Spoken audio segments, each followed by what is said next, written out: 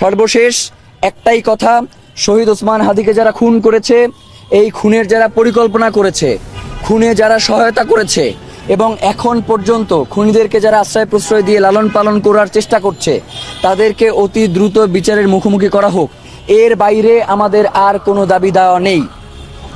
একটা কথা বলি, সেটা হচ্ছে অনেকেই মনে করেন যে শহীদ ওসমান হাদি বা হচ্ছে জুমা জাবেরকে থামিয়ে দিলে হয়তো ইনকিলাবের যে আজাদির যাত্রা সেইটা সম্ভবত থেমে যাবে। আপনাদেরকে একদম এই সরাসরি একটা ঘোষণা দিয়ে দিলাম, আপনারা পারলে ইনকিলাব মঞ্চের এই যাত্রাকে থামিয়ে দেখান, পারলে এটা থামিয়ে দেখান। একটা ঘোষণা দিয়ে যাই, ইনকিলাব মঞ্চ আগে যেই পরিমাণ কাজ করছে তার থেকে শতগুণ বেশি শক্তি নিয়ে, শতগুণ বেশি সাহস নিয়ে আগামীর দিনের রাজপথে তার দায়িত্ব পালন করবে। এতে ইনকিলাব মঞ্চের ভাই বোনদেরকে যদি শাহাদাত বরণ করতে হয়, তাদেরকে যদি অন্যায়ভাবে জেল জুলুমের শিকারও হতে হয়, তারা এইগুলোকে কোনোভাবেই পরোয়া করে না। আপনারা চেষ্টা করে দেখতে পারেন, ইনশাআল্লাহ কোনোভাবেই সফল হবে না। বাংলাদেশে যে ইনসাফের লড়াই শুরু হয়েছে, বাংলাদেশে যে আজাদির লড়াই শুরু হয়েছে, বাংলাদেশের স্বাধীনতা সার্বভৌমত্ব রক্ষার যেই আন্দোলন শুরু হয়েছে, সীমান্ত সুরক্ষার ব্যাপারে বাংলাদেশের জনগণ যেভাবে সমস্বরে আওয়াজ উঠাচ্ছে, সেইগুলোকে কোনোভাবেই আধিপত্যবাদ দিয়ে রুখে দাঁড়ানো যাবে না। আমরা বাংলাদেশের জনগণ যতদিন পর্যন্ত আমাদের দেহে প্রাণ রয়েছে, ততদিন পর্যন্ত আমাদের সার্বভৌমত্বের ব্যাপারে, আমাদের স্বাধীনতার ব্যাপারে, আমাদের ইনসাফের ব্যাপারে কথা বলে যাব ইনশাআল্লাহ। বাংলাদেশ জিন্দাবাদ, ইনকিলাব জিন্দাবাদ। সবাইকে অসংখ্য ধন্যবাদ। আসসালামু আলাইকুম। আপনাদের যদি কোনো প্রশ্ন থাকে করতে পারেন।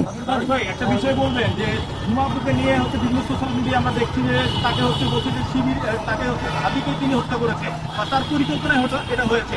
এই বিষয়টা একটু বলবেন।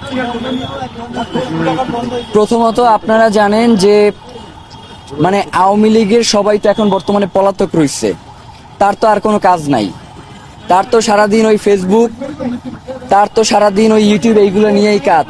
সে তো রাস্তায় বের হইতে পারতেছে না।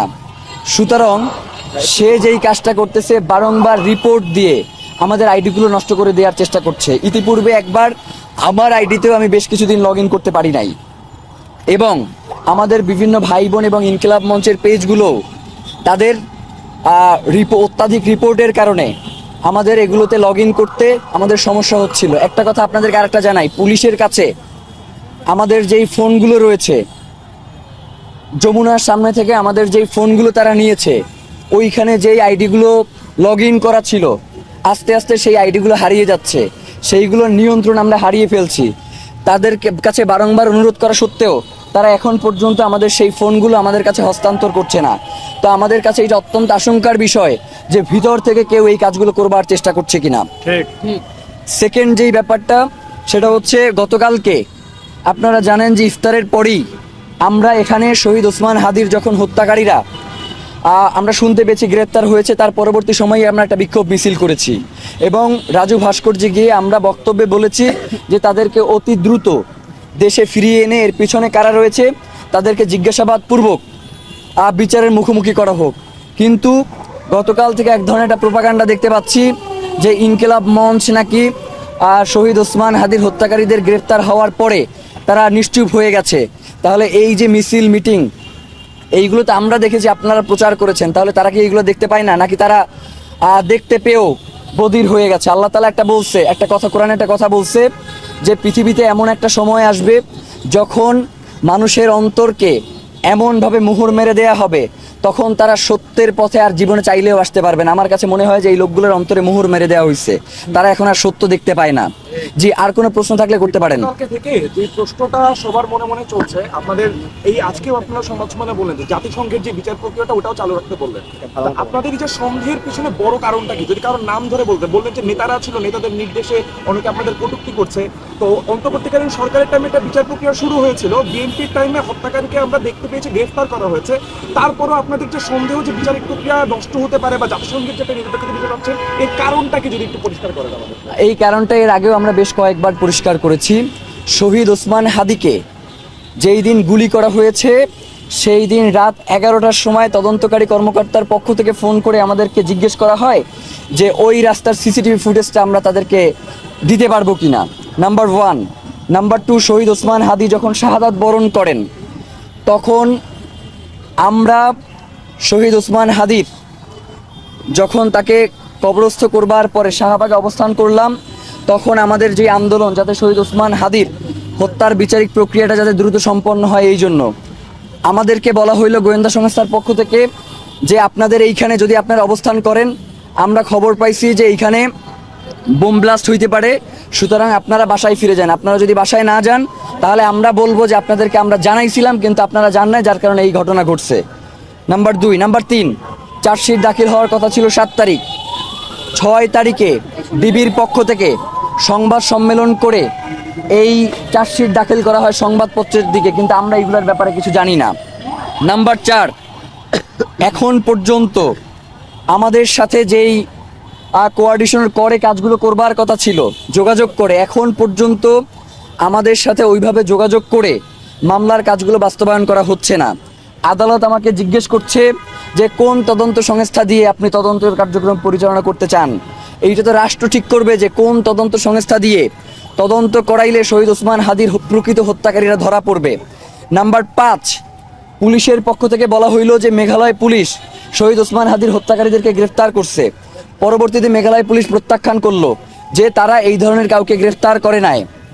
নাম্বার 6, ডিবি পুলিশ যে চার্জশিট দাখিল করলো, সেই চার্জশিটের মধ্যে তারা একজন ওয়ার্ড কমিশনারকে নিয়ে আসছে, যেই ওয়ার্ড কমিশনারের সাথে শহীদ ওসমান হাদির যিনি গুলি করেছে সেই গুলিকারীর সম্পর্ক কি সেইটার কোনো উল্লেখ চার্জশিটের মধ্যে নাই। এই যে গুলিকারী ফয়সাল করিম মাসুদ, তিনি যে সিঙ্গাপুরে বসে মাহবুবুল করিম হানিফের সাথে যেই মিটিং করেছে, নানকের সাথে যেই মিটিং করেছে, সেই মিটিংয়ের ব্যাপারে চার্জশিটে কোনো তথ্য নাই। এমনকি শহীদ ওসমান হাদির হত্যাকারীদের ব্যাপারে যাদেরকে গ্রেফতার করা হয়েছে তারা কিভাবে এই খুনের সাথে সম্পৃক্ত সেই ব্যাপারে কোনো সুস্পষ্ট রূপরেখা চার্জশিটের ভিতরে ছিল না, যার কারণে আমরা তখন আদালতে এই চার্জশিটকে নারাজি দিয়েছিলাম এবং পুনঃ তদন্তের জন্য আবার আবেদন করেছিলাম, যার কারণে এই তদন্তের ভার সিআইডির কাছে গিয়েছে। তো যেই প্রশাসনের পক্ষ থেকে বারংবার আমাদেরকে এই হত্যাকারীদেরকে বা বিচার প্রক্রিয়াকে ভিন্ন খাতে প্রবাহিত করবার চেষ্টা করা হয় এবং বিভিন্ন রাজনৈতিক দল থেকে হাদির হত্যার বিচারিক প্রক্রিয়াকে বাধাগ্রস্ত করবার যেই প্রচেষ্টা আমরা ফেসবুকে দেখি, সেই জায়গা থেকে আমাদের একটা আশঙ্কা থেকে যায় যে প্রশাসন চাইলেও এই হত্যার সুষ্ঠু তদন্ত করতে তারা সক্ষম কিনা। এই জন্য আমরা জাতিসংঘের অধীনে শহীদ ওসমান হাদির হত্যার একটা তদন্ত করবার জন্য তাদেরকে বলছি, বিচার করবার জন্য তাদেরকে বলি নাই। পৃথিবীতে এর পূর্বেও বেনজির ভুট্টো, রফিক হারিরির মতো লোকদের তদন্তের কাজ জাতিসংঘের অধীনে হয়েছে এবং বিশ্ব মিডিয়ায় শহীদ ওসমান হাদিকে, শুধু আমরাই নয়, বিশ্ব মিডিয়া শহীদ ওসমান হাদিকে বাংলাদেশের প্রেক্ষাপটে অত্যন্ত গুরুত্বপূর্ণ রাজনৈতিক ব্যক্তি হিসেবেই তারা মনে করেছেন। সুতরাং বাংলাদেশে রাজনৈতিক স্থিতিশীলতা, নিরাপত্তা, এই সকল ইস্যু সলভ করার জন্য শহীদ ওসমান হাদির হত্যার একটা সুষ্ঠু তদন্ত হওয়া প্রয়োজন। সেই জন্যই আমরা সরকারের কাছে আহ্বান জানিয়েছিলাম যে জাতিসংঘকে যাতে শহীদ ওসমান হাদির হত্যার তদন্তের ভার জাতিসংঘের কাছে হস্তান্তর করা হয়। জি, আর কার কোনো প্রশ্ন? ভাই আমার একটা প্রশ্ন আছে। জি, আপনি কি সাংবাদিক? সাংবাদিক ছাড়া এখানে, এটা তো সংবাদ সম্মেলন করতেছি। থ্যাংক ইউ ভাই, শেষ করি।